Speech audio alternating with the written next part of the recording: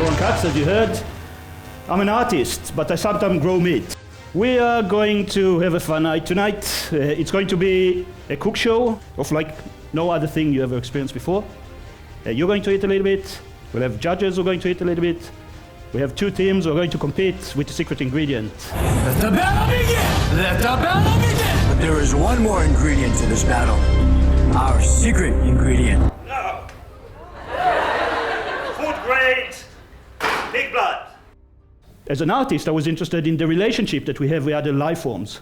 And in a sense, the most intimate relationship that one can have with other life forms is eating them. So this is an historical image. This is, as far as we know, the first time that anyone put into their mouth meat that was grown in the lab without an animal.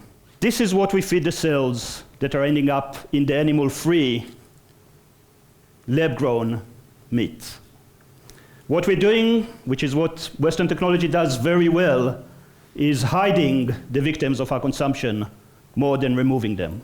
I want you to keep it in mind. My name is Zack. And I'm Kat. And we run the Center for Genomic Gastronomy, which started in 2010.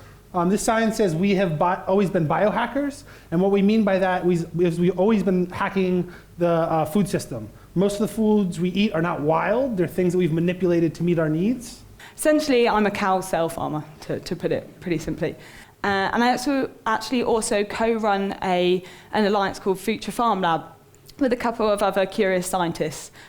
We look at how we can team old practices and old knowledge with these new technologies in order to create a more sustainable, ethical and just food system. As we go towards 2050, where we've got 9.1 billion people on the planet, if we still eat meat at the same rate, we're going to need to have 465 million tons of meat available. And that's not going to happen. We cannot produce that amount of meat. We don't have enough water. We don't have enough crops. Things have got to change with regards to protein consumption. We've heard about in vitro meat. I'm really interested in plant protein. I think that we need to get more plant protein into the diet. Please welcome both teams with their chefs, and they're going to introduce themselves. Hey! All right. Here we go. Okay, on my team, I guess we're Team Blue. This is Molly Garvey with a background in French and theater. She was recently thrown into the deep end with the Center for Genomic Gastronomy, where she was asked to make an 8-course pop-up menu with no other instructions. Did wonderfully. And on my team, we have Clare Anne O'Keefe. You might recognize her from MasterChef Ireland. The rules are 15 minutes to cook each dish. The title of this dish is The Princess and the Pea. Pea protein is one of the proteins that we think is quite important for the future. It can be grown in the UK, and you can actually isolate the protein and add it to many meals, so it's a good ingredient to get into ready meals and things. What I'm stirring here is a barley and hemp kind of base, and Wendy's done quite a lot of research. Is very excited about edible hemp plants. It's high in protein and it's full of the phytochemicals that I continually go on about. The interesting thing about hemp is, I don't know if you know, in the 1970s it was banned from being grown in the UK under the Drug Act. Although it's related to the marijuana plant, it's agricultural hemp, it has very little THC content. We're allowed to grow it now, but you have to apply for a license from the Home Office, from the Drugs Home Office license. How many of you are subjected to random urine tests for drug testing? Now you have an excuse. Right? Yeah. With this dish, we're looking at the history of the future of food. So in the 1950s, there was a crisis. There was going to be a massive population boom. How are we going to feed all these people? And so many ideas were tried out. Growing algae like spirulina, chlorella, or possibly we'd be eating insects. And all of those stories are back in the news again. We face again a crisis, and these stories are back here. So we're starting our first dish with looking back at failed food utopias and wondering if in vitro meat will be one of these failed ones or one of the successes. All right, first dish is ready to be served. Serve the judges, please. Right, that's my job. Are you ready? Yes? I like the worms. You like the worms? That's a good start. Yeah, that's pretty good. Mm-hmm. So we have blood, we have spices, we have ginger in there. It's all thickened up. And then we have our special pea protein bread. That's delicious. Yeah. Right. Yeah, it's really nice. Very clean tasting. You want a taste, or? No, I'm vegetarian. All right, so what are you working on now? We are creating a gnocchi, but including the secret ingredient. Good. So the second course for us is called the soup of victims, because there's the blood involved, or the growth medium, as you could see it. When you eat meat, you don't necessarily think of the animal that sacrificed its life for you.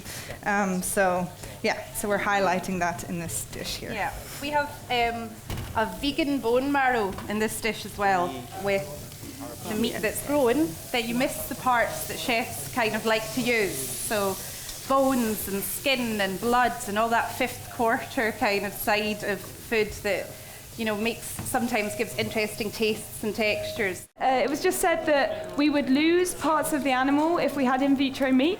That's not necessarily the case. I work on skeletal muscle, but Mark Post has different people in his lab working on different things. So there's an awesome guy there called Groot, and he works on fat. And there's other people all over the world working on different types of tissue, but not necessarily for our consumption, but it's the same principles that we use in tissue engineering for regenerative medicine.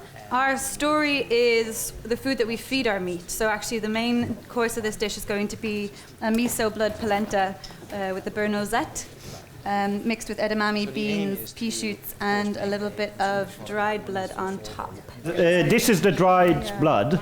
And Zack, do you want to tell us the story about how difficult it is to get blood? It comes in this powdered form primarily because the abattoirs were consolidated in the 70s or 80s, Molly? So there was this big turn in Ireland to try to make everything safe and healthy by centralizing it. But the problem with that is you just can't get your hands on the stuff. So the least amount of powdered blood we could buy, dried blood, was 5 kilos. So in the back, which we have a lot of it, yeah. So we have about 4.8 kilos. Yeah. If we don't want to waste it, so if anyone has any use for it, talk to us after the show. We can have small bags in the end of the show. You can get.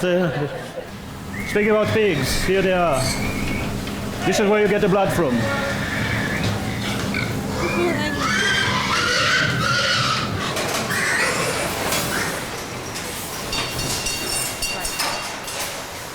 I should give you a warning as well, some of the images you're going to see are not going to be very nice. In America, actually, there's a law against it. So if you're American, it's illegal for you to look at it now. We have to remember where food comes from. This course is called Feeding Our Food, and it's about the way that we currently feed the animals that we then harvest and consume. And it's a bit monstrous. It's kind of consuming the little bit of meat that is there at the center of the plate, which is the heart. So that's the heart of our food system. Isn't actually meat, it's actually soy and corn. In the US supermarket, 40% of all the products, fresh or processed, have corn in them. The colours to this soup are very similar to the bovine fetal calf serum, which is the growth medium used in vitro meat. Traditionally, in classic French cuisine, marrow would be served with a consommé to kind of give that added richness into it. If we have in vitro meat, we're going to lose that kind of part of it. So we've created a vegan take on it.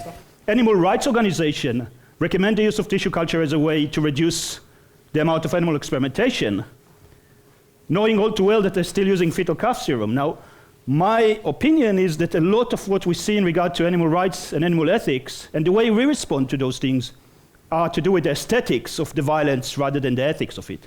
So if it's in your face, you have more issues with it. If it's kind of hidden, you don't really think about it. And this is really one of the seductive stories around in vitro meat, because it's so hidden that we rarely think about it. Yeah, we've worked out a way to, not myself, but we've worked out a way to differentiate muscle cells not using fetal calf serum. And also, you say it's hidden, and you say in vitro meat is hidden, and we only see it as a black box. But isn't that just animal products in general? I'm using fetal calf serum as well. I'm not clean, all right? I'm implicated like anyone else, and I would like to find a replacement for it also for my own work. So I'm not taking a self-righteous position here. I'm just saying that at the moment, at this stage, we still need to use, when we grow cells in culture, we still need to use fetal calf serum. And we have to remember it, the same way that we have to remember where the meat is coming from. I like meat. I'm a chef. I want to have it. But maybe it's you know, arenas like this where you learn to use it as a seasoning and as an extra and as that extra bit of touch, that I could still, you know, be using bones to make my broth and an amazing in vitro meat that I never thought I would get my hands on as an extra bit to a dish. So I think, you know, there's a middle ground. Yeah. Okay, this course is called The Small and the Many, and it's a celebration of agricultural biodiversity of animals. Maybe if you fetishize the meats when you have them, you know everything about them, like you know what breed it is and what the terroir was and where it was raised. That is a different relationship than if you're just stuffing burgers in your mouth. Yeah, right? absolutely. So don't be too like cute about it, but it's maybe useful that you know the breed and you know not named that individual animal. You're not eating like Max. We find a lot of the population eat ready meals, and no matter what we tell them, they're going to go out and buy ready meals anyway. So we'd really like to make ready meals as healthy as possible. And what I would like to see is more sustainable sources of protein going into our ready meals. This ready meal that we've produced here is got faba bean. I think faba bean is the crop that's going to rival soya in the future. It's really good from an environmental perspective. It has deep roots. It increases nitrogen in the soil.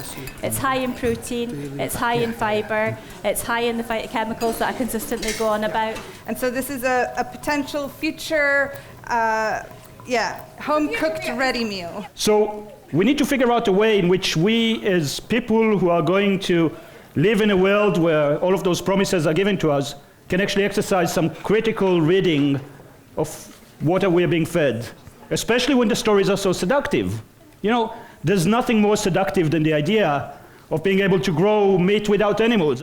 I've been struck by the fact that in no kind of part of this conversation, apart from maybe some of the documentary footage, has suffering come into it, and the dichotomy between the importance of flavour and satisfaction and enjoyment of meat and the suffering that's like that each of that entails. I totally think you're right. I think that, you know, you've got to think when you make those choices, is that worth it? But unless we have repeat exposure to these sorts of things, we don't really think about it. You know, we might go away from today and think, oh, actually, I'll eat less meat, or I'll actually think about where I get my products from, or, you know, whatever you've taken away from this evening.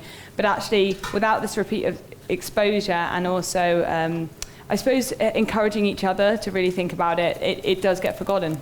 I think one of the seductive things around in vitro meat, from my perspective, is that if you grow meat in the lab without any animal-derived materials, and if you don't use the resources, if this promise of in vitro meat is real, as a seductive story, but as a real story, is that the cells that are grown in the dish are even less organized than a lettuce or a tomato. They are, you know, we know now that plants actually are sentient to some extent. They respond to the environment. They have something. We can't even define it as suffering or not, but we know that they would respond in ways that we never imagined before that plants can. They have an awareness of sort of their environment. Would killing a whale and feeding this whole room would be a more ethical thing than feeding you each with tiny sardines? Where is the suffering lies? In the size, in the awareness, in the existence? It's an extremely complicated question. And we have to be aware that we live in a very complicated world when we respond to life and we are part of the living system. This course is recombinatorial proteins. Right now you have to, if I understand the techniques correctly, you have to grow the muscle and the fat kind of separately and then recombine them. And so this is layers of fat and muscle, and then you can tell us about the recipe, and then you can tell us. It's dessert, right? Just Oh, yeah. Okay, good. This is kind of cool. So lardo mascarpone, candied bacon in there, and a coffee, Nice. 70% dark chocolate, and nice fresh blood sauce. Whoa. With lady fingers. I have to say, it actually sounds Yeah. And we have a little bit of sage sweet on top. and savory mix, Yeah. you know. So the reason why this unfortunately is a little larger than this one is this is the winter and this is the summer. Yes. So you've got a lot more fat layering on this one than you do this one. Oh my God, that's much disgusting I've ever eaten.